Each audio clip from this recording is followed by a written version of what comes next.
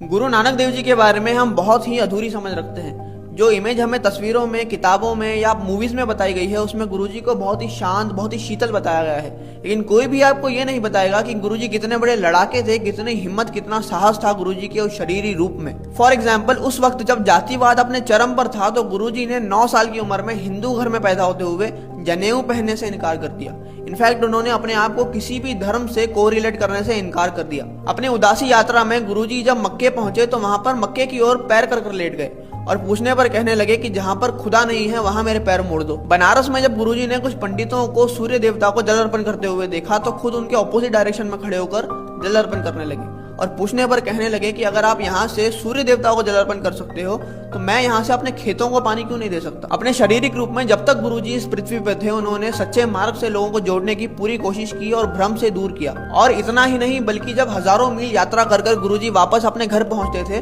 तो वहां पहुंचकर आराम करने के बजाय गुरुजी किर्त करते थे, खेती करते थे। और ये वॉरियर वाली, लड़ाकेपन वाली, डेडिकेशन वाली माइंडसेट ही गुरुजी के जीवन का ज्यादातर हिस्सा रही है। इसलिए कोशिश करिए कि हम अपने गुरुओं को, अपने भगवानों को सिर्फ तस्वीरों में ना देखकर उसके आगे बढ़कर उन्हें जानने की कोशिश करें। क्योंकि अगर हमें अपने जीवन में परिवर्तन लाना है तो हमें उनके जीवन को समझना बहुत जरूरी है। उनकी वास्तविकता को पहचान कर ही हम अपनी वास्तविकता में सुधार ला सकते हैं।